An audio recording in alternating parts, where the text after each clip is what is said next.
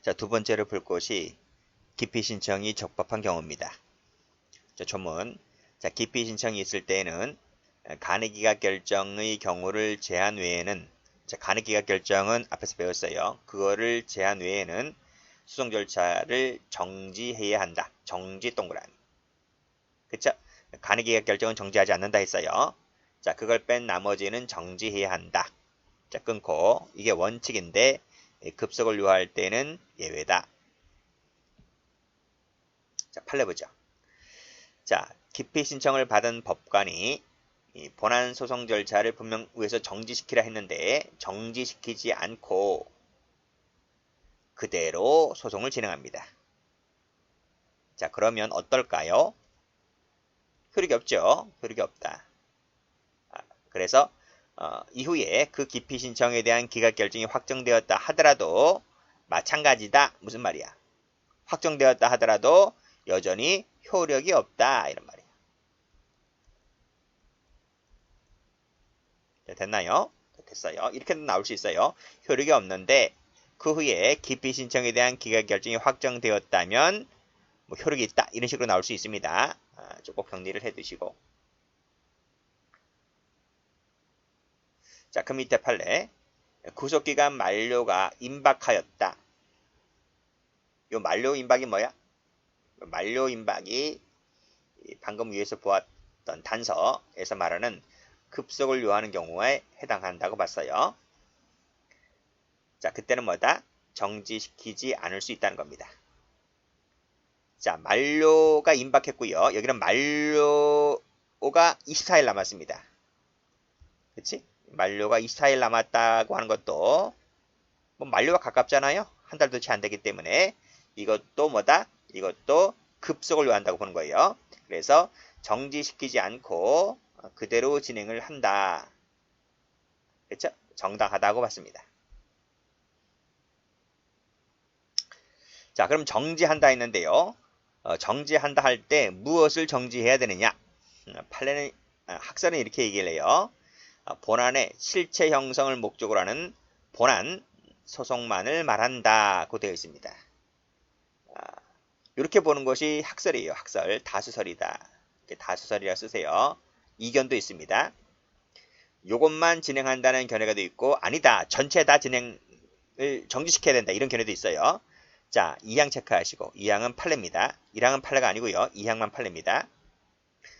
자, 따라서 구속기간 갱신이나 갱신 그리고 판결 선고는 본안소송이 아니기 때문에 요거는 빠진다. 이런 말입니다. 그게 밑에 나와 있습니다. 자, 정지해야 할 절차는 본안소송 절차를 말한다.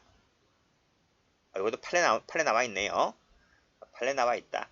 그러면 여기서도 다수설 판례라고 하는데 굳이 안 적어도 되네요. 굳이 이렇게 적어도 되고 적지 않아도 되고 교재 그대로 놔둬도 되네요. 본안 소송 절차를 말하기 때문에 방금 2번에서 체크했듯이 갱신 절차는 빠진다. 밑에도 선고는 빠진다. 이렇게 보시면 되겠습니다. 출제 잘 돼요. 색깔 칠하세요.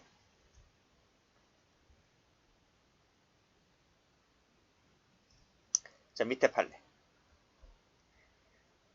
자, 판결 선고는 빠진다 그랬죠?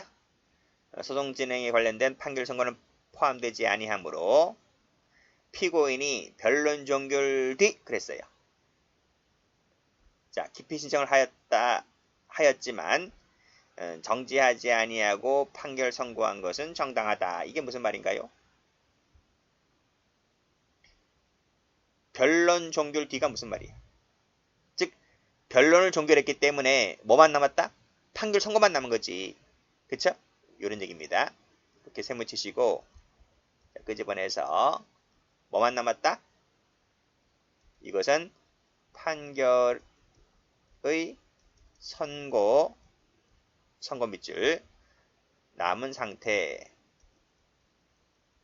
되기 때문에 방금 위에서 보았듯이 정지하지 않는다는 얘기입니다. 그래서 정지하지 아니하고 판결 선고한 것은 정당하다 이렇게 보시면 됩니다. 이해되시죠? 다음 페이지. 자, 기피 신청에 대한 재판입니다. 자, 기피 신청에 대한 재판은 누가 한다? 기피당한 법관의 소속법원. 자, 기피당한 법관의 소속법원이 어디야? 수수법원이지. 법원이 합의부에서 한다. 이 합의부는요, 기피당한 합의부가 아닙니다. 그건 기피당한 합의부가 아니고, 이거는 별도의 합의부야. 별도의 합의부. 지금 이 조문이 오는 것은 뭐예요? 앞에서 보았듯이 적법한 경우야. 적법한 경우에 대한 재판이 여기로 오는 거야. 부적법하다고 하면 앞에서 배웠던 간이기각 결정으로 끝내버립니다. 끝내버리기 때문에 21조까지 오질 않아요. 아시겠지? 그래서 기피 신청이 적법한 경우에 21조로 온다. 그래서 1항을 보시면 그 재판은 기피당한 법관의 그 수수법원에서 별도의 합의부에서 한다. 이렇게 보시면 됩니다. 기피당한 법관은 결정에 관여가 안 돼요. 관여하지 못한다. 이 법관은 밑에 지체 없이 기피 신청에 대한 의견서를 제출해야 됩니다. 관여 안 되고 의견서 제출해라. 다시 올라가서 합의부, 별도의 합의부를 둬야 한다 했는데 합의부를 구성하지 못하면 직근상급법원이 결정합니다. 자, 3항 전항의 경우에 기피당한 법관이 기피 신청을 이유 있다고 인정하면 그 결정이 있는 것으로 간주합니다. 누가 인정해? 이 기피당한 법관이. 맞다. 기피당한 이유가 있다. 스스로 인정해. 그러면 그 결정이 있는 것으로 간주합니다. 재판 가자. 자, 여기서 이 재판 있지? 합의부 결정 있지? 이 합의부가 어떤 결정 내린다? 기각결정, 인용결정 내리겠죠. 두 개 중에 하나를 내리겠지? 그래서 기각결정. 자, 합의부가, 별도의 합의부가 기피 신청이 이유 없다. 라고 인정하면 기각결정하면 됩니다. 물론 이 기각결정에 대해서도 즉시항고할 수가 있는데 사망체크. 이 즉시항고에 대해서는 뭐가 있다. 정지효가 있다. 정지효. 그 점에서 방금 앞에서 배웠던 간이기각 결정에 대한 즉시항고와는 달라요. 이 배웠잖아. 간이기각 결정에 대한 즉시항고는 정지효가 없어요. 정지효가 없는데 방금 위에서 보았던 이 즉시항고는 정지효가 있습니다. 유일하게 없는 게 간이기각 결정이야. 시험 무지 잘 나와요. 정지효가 있다. 그 색깔 칠하시고. 두 번째. 기피 신청이 이유 있다고 인정하면 배제하는 결정을 하면 되고요. 이 결정에 대해서는 즉시항고가 안 돼요. 왜냐하면 즉시항고는요. 명문 규정이 있어야 돼. 근데 이 배제 결정에 대해서는 즉시항고할 수 있다는 명문 규정이 없어. 그래서 안 되는 거예요. 자세한 것은 저 뒤에 즉시항고할 때 배웁니다. 효과 읽어보시고. 자, 마지막으로 회피를 봅니다. 회피란 스스로, 법관 스스로가 회피하는 거야. 18조 규정에 해당하는 사유가 있다고 법관 스스로가 인정해. 그래서 난 스스로 물러나겠다. 난 스스로 회피하겠다. 하는 게 회피입니다. 나오지? 자발적으로 탈퇴하는 걸 말합니다. 회피 원인은 기피 원인과 똑같다. 절차. 소속법원의 서면으로, 즉 회피 신청서죠. 회피 신청서라는 서면으로 신청하면 됩니다. 그리고 21조 조문은 회피에도 똑같이 준용됩니다. 21조가 어디 있어? 여기 있잖아. 여기 21조 1항, 2항, 3항 이 조항은 회피에도 똑같이 준용됩니다.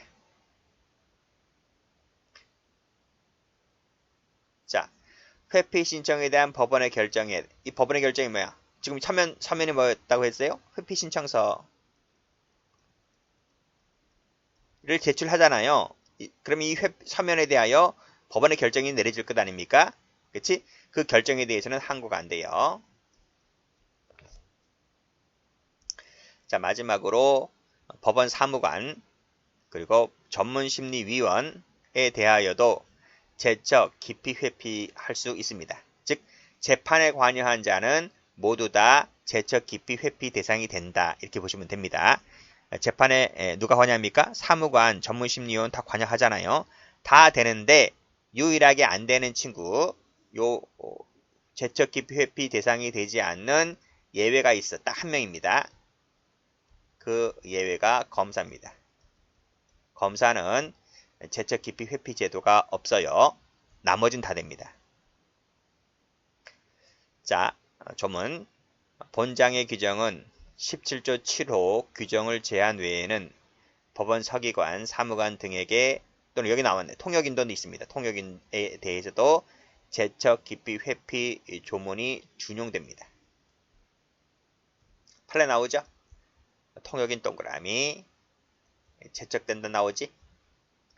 올라가서 법원 사무관 등과 통역인에 대한 기피 재판은 그 소속 법원의 결정으로 합니다. 간이계약 결정은 기피당한 자의 소속 법관이 하면 됩니다.